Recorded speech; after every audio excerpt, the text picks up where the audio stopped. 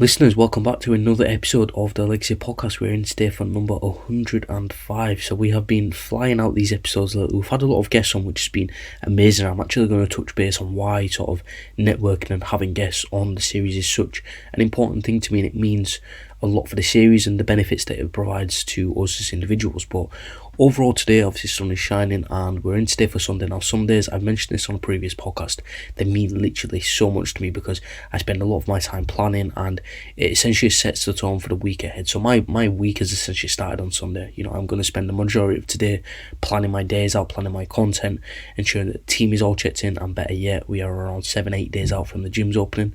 So that's going to be good. You know, I spent yesterday sort of explaining how I haven't really spoke much on a lockdown situation or sort of voiced my opinions. I haven't really been one of them ones to sort of just, you know, consistently mourn about, you know, the gyms are closed, this, that, you know where I'm going with it.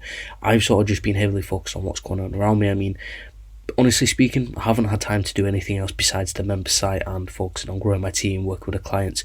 So honestly, lockdown has been a good thing in times, but definitely now with the gym sort of so close to opening, I'm definitely feeling excitement simply because of the opportunities that it will create. You know, as I've got access to a gym, as I've got access to network with more people, the horizons are just going to expand 10 times, and to, you know, from the member site right through to meeting clients to, you know, going to seminars. There is so much, I can't even put it in a podcast, but it just means that with these increased opportunities, I'm able to take myself to new heights, in turn take my business to new heights, and then better yet, it all gets passed down to my clients so that they get taken to new heights.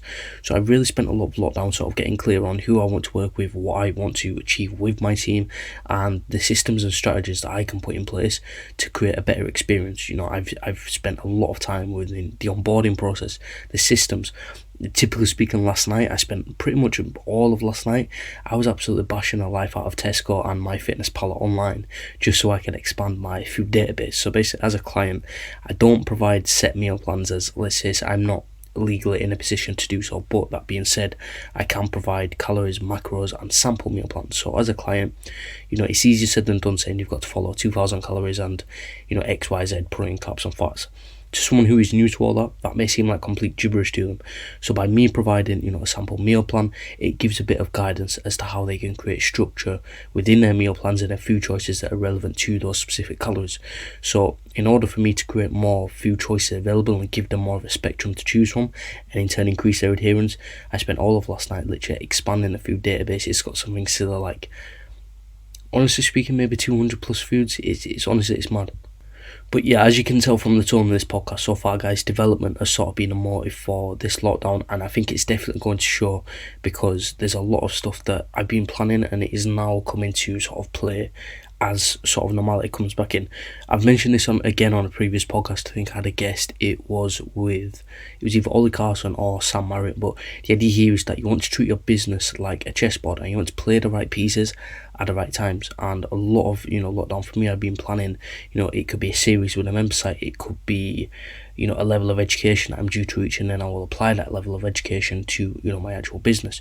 So we're coming into times now where a lot of stuff I've been learning has all been coming up to this exact moment where, you know, everybody's ready to train, everybody has the same playing cards, because let's face it, you know, we're in a position where not everybody has had access to train. My training is being highly limited. You know, I had a lot of lifestyle factors going on, you know, getting my own place, and with that being said, I didn't have access to the kit that I had in the first lockdown. So that's presented a curveball within itself. But again, the reason why I don't voice these things is because where that has happened, I focused on what's within my control and thought, right, I can still get bands, I can still get this, I can still make it work, and, you know, I still have been. Other people have had nothing but complete body weight. I know others that have had, you know, full-on home gyms. But, you know, it's not about your situation, it's all about your reactions. So, you know, going back into the gyms, you have to understand that everybody will have different curveballs, and you have to focus on your reactions first as opposed to, you know, understanding why has this happened, and, you know, just focus on the negatives. If you can focus on your reaction, that instantly puts you in control of the situation. So within my social media, typically speaking my Instagram, I've been doing a lot of Q&As, and as it's been closer to gyms, as you guessed it, I've got a lot of sort of Q&As and questions that are relevant to going back to the gym. And one of them mainly was sort of just ditching sort of lockdown habits and just getting back on track with their fitness goals. And I thought it would be good to sort of go over this on a podcast because, you know, as you guys know, I can, you know, really break this down, and it's just more organic. Sometimes you don't really want to read a lengthy Instagram post or read a lengthy blog post. That's completely understandable. As we go through these topics, it's simply just me and you just going through topics and learning things together, and me breaking stuff down into methods that are much more easy to apply and actually benefit from. So when it comes to it's hard to put this, because again, everybody's going to have faced their own hurdles. What I would class as a hurdle may be an absolute walk in the park to you, and vice versa. So we're approaching this podcast in very broad terms, because if we approach it in a broad way, we can sort of match your curveballs to the situation and then start to benefit from it. So typically speaking, most people, they spend a lot of time in bed. They spend a lot of time scrolling through social media. I guarantee if you pull up your phone right now, your screen time has going to have skyrocketed. And with that being said, it's led to a lot of, or at least people around me, it's led to a lot of comparisons. I see a lot of people, consistently sharing other people's lives. Why has this person got that? I want the old version of me back. I want this. And it's definitely presented a lot of mental negative habits. I'd say more mental than physical. So, coming out of lockdown, we really need to understand that these habits aren't sustainable in a real life world. They aren't sustainable at all.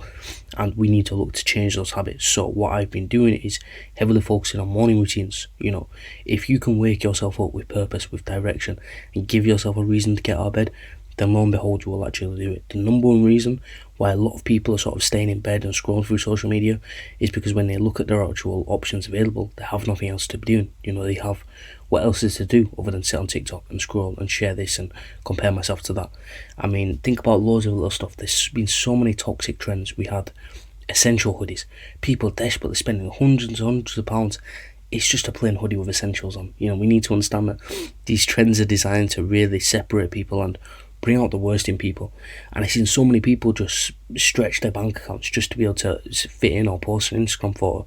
There's been a lot of negative trends with social media, and with people spending so much more time on social media, it's sort of just created again more negative habits. So we really need to look and again address what's going on around us. I definitely focus a lot with this, with my clients. When we're new to these things, we need to look at our surroundings, because when we can look at our surroundings, we can think, right, what's going on around me that is within my control? What's going on around me that I need to change? It's a technique called grounding. As you ground yourself, you're able to think, right, this needs to go, this needs to stay, this isn't making me happy, this is making me happy.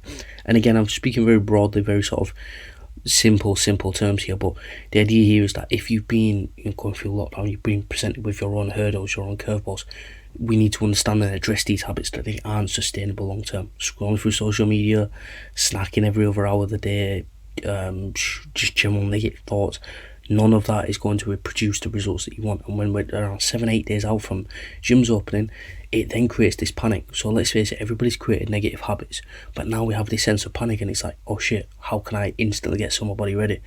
And they're beginning to realise that they haven't really done anything productive through lockdown. They've just spent a lot of time, and again, as you guessed it, social media, snacking, little to no activity.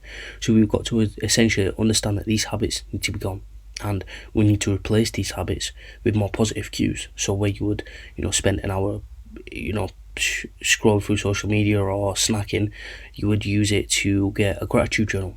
Plan your day out, you would write down 3 things you're grateful for, and just by doing the same sort, you're still writing stuff down, you're still scrolling, but just by focusing on one positive cue and one more cue that's more beneficial, you can instantly create a negative situation and turn it into a positive.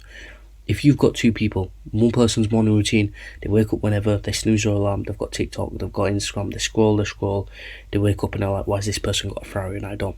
You've got another person on the other hand, they wake up on their alarm, they wake up 7-8am, they wake up, they plan the day out, they practice gratitude, they have a coffee, they go out, do some steps. Who's going to have a better day? Take some time and think about that. It's genuinely true, and I've been an individual that's been on both ends.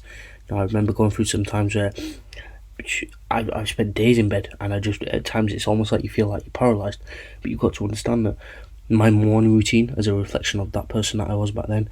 My entire day would reflect that. I would have 0 to minimal effort throughout my day. I'd be negative, I'd be feeling down. Whereas we fast forward to now, and I spring out of bed, even on a Sunday or Monday, I'm excited for tomorrow, is what I'm trying to say. Being excited about Mondays is a concept that I never thought I would ever get to when I look back to where I was back then. So you need to understand that when I've been on both ends of these spectrums of, having a morning routine and having purpose, it presents a mindset shift that allows you to consistently focus on activities that are designed to move you forwards. And lockdown has been no different. Lockdown has essentially just created a forced routine that has put us all into these negative situations. And we need to understand that it's within our control that we can change that. So we need to essentially identify what's going wrong. I've already addressed a lot of things that people have been going through. Typically speaking, what else is to do? And this isn't me putting myself above anybody. My screen time's gone up, that's okay. But what I've done is I've managed my time efficiently. I've managed my time to make sure that I can still plan my day out. For example, today I've done this podcast. I've still been able to plan my day out. Still got my steps done. Everything is still planned. So it means that as my morning starts strong, everything else will follow that as well. So, coming out of lockdown and getting back into normality, we can essentially escape this sense of panic just by focusing on certain cues. And instead of changing the habits and, getting rid of them essentially, because all that's going to happen is we're only going to be short-lived and then we're going to go right back to it. So you need to focus on the actual cues. So, don't just instantly cut out your phone, but look at what you're using that phone on. Reduce your screen time, put your phone on do not disturb whilst you plan out your day. There's loads of different things that you can do, okay? And then obviously in the actual training and physical aspect of going back to gyms and sort of normality, this is obviously a very sort of person dependent one, I guess, because we've had a lot of people that have obviously been smart and kept their kit through lockdown. Not so much smart, but we've had a lot of people that have had access to full gyms, full equipment. The list goes on. We've also had people that have had access to complete bodyweight. So in terms of going back to gyms and how to actually approach your training, it's mainly just going to be, understanding that we have to relearn skill sets, get back into the groove of things and taper up our volume. Let me tell you this now, if you was to go into the gym and approach your sessions expecting or trying to lift the numbers that you was prior to lockdown, your recovery is going to go out the window. So we need to focus on relearning movement patterns, getting back into the gym, and if you have been training, put all those skill sets to good use. I've been focusing heavily with my team on execution and understanding, free weight skill sets. So say for example, I had one client who massively switched on with dumbbell pullovers, and we had a lot of cues, spending time in our length and range, and we've been able to revolutionise his overall execution of that movement, so that when we transfer that into a gym environment and we can, get more lat dominant machines, we can instantly switch on because we've got more stability. So a lot of those skill sets, if you have been training through lockdown, more mobility, better squat depth, better just better internal connection and movements, it could be anything, or you need to understand that now is the time to put that into practice, because when you go into a gym environment, there's going to be a lot more machines, there's going to be a lot more specialist equipment that can actually 10x those movements and those skill sets that you've been doing, but you have to periodise it. If you just go in instantly as you was before, everything's going to go out the window. So I'm not saying go in and just instantly breeze through the motions. You still want to have intensity there where you can create an adaptive response, but take your time to relearn your surroundings again. Think about it practically. When you had the gyms and they got taken away from you, it was into home workouts. You didn't instantly try to create a top set, a 5 to 9, or go for a 1 rep max, did you? You worked with what you got and you adapted to your surroundings. So now you want to do the same going back into gyms. It's all about thinking about this in a relevant way. So think about how you can get back into the groove of things. Understand and manage your recovery times and make it align with your intensity. You want your intensity to be as high as possible, but you want to make sure that you're recovering optimally as well, because nobody wants to be going into that first week of gyms, breaking themselves in half and being out of action for another 3 weeks because the DOMs or better worse yet injuries have gone sky high. So you really want to make sure that you are covering and laying the foundation strong, making it individual to you, and from there learning the right principles, okay?